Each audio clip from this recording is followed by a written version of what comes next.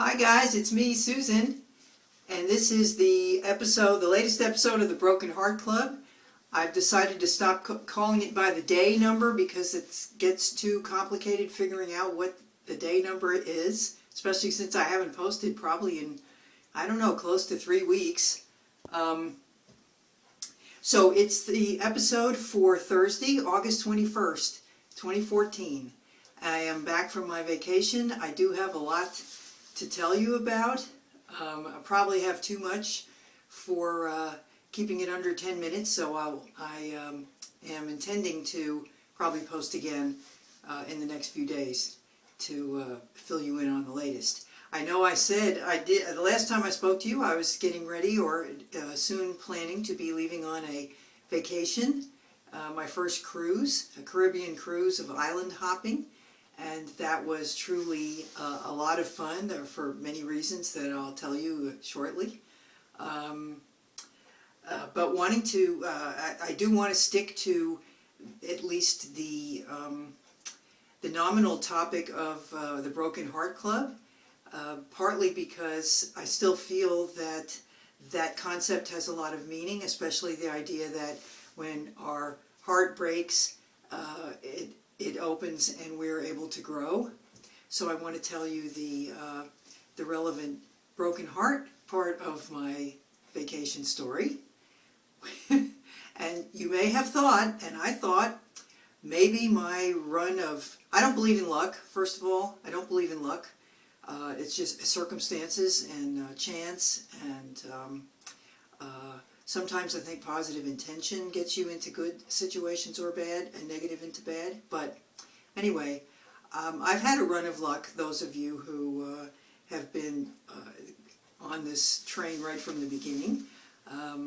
First a cancer diagnosis last October, then a broken hip in March, then a broken heart in June, and things were looking up. My vacation was fabulous. And then I came home from my vacation Monday night, just a few nights ago, to discover that my house had been burglarized in my absence. And virtually all of my jewelry collected over a lifetime is now probably in the process of being melted down to make gold teeth for a pirate somewhere. I believe, and my new laptop too. That's all I got around to. The cops think that they might have gotten spooked somewhere in the middle. It could have been a lot worse. But the experience of recognizing that, and then as it slowly kind of sinks in on me what was in that jewelry box. I had a jewelry box that's like about this big with a couple of drawers and stuff, and they just took the whole thing and shoved it into my carry-on, my little carry-on bag, and took that too.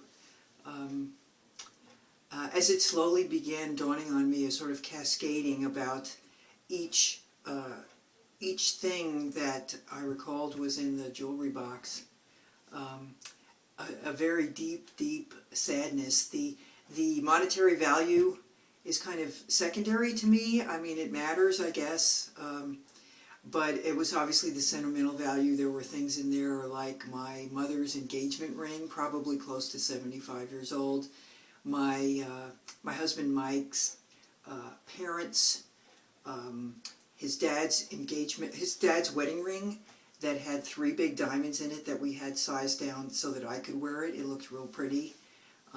Just every piece of jewelry that Mike ever gave me over the 25 years of our marriage. Poof. Just poof. It's all gone. What I have left is the stuff I took with me on the trip, which wasn't much. Fortunately, a ring that means a lot to me. Mike gave it to me on my 50th birthday. This is one I bought the day before I had my broken hip up in Ruidoso, New Mexico.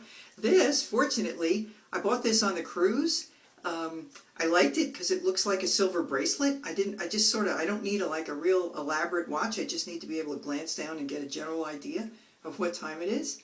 It's a good thing I bought it because that's the only watch that I have left now. So I don't mean to go on and on about that, but I do want to share a little bit of the process of that I've been through since then. I think kind of numb, but also just really in touch with sadness and not fighting it, really accepting it, but at the same time, no anger. I didn't even feel violated. You know, a lot of people said, oh, don't you feel violated? There are people in your house and they took your stuff.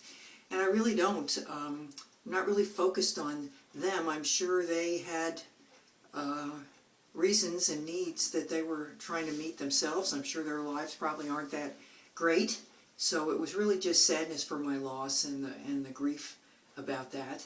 But at the same time, I'm really kind of happy that the acceptance came pretty easily to me, because I was telling someone today, I spent some time kicking myself because, in fact, the reason I think this happened, although it could be any one of a million reasons, I put a vacation hold on my mail at the post office. And someone had told me before that that was risky, that they felt that there was a leak at the post office where information about people not being at home was somehow getting out to the bad guys, the criminals. And as I started, I didn't really even give it much thought. I had a little nagging feeling, and then I'm like, okay, I don't want to bother my neighbors. I don't want to, and when I think about it, there was nothing that was going to come. The mail that I get at my house is mostly junk mail and bills, so it's not like there was anything really at risk. But anyway, I put in the vacation hold, and it looks like they came in just the last day before I was due to start getting my mail again.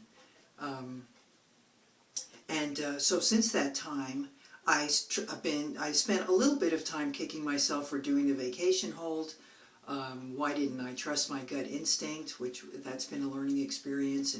But after I'm kicking myself, and I look around, and the jewelry's still not back, My kicking myself didn't do anything to recover my loss.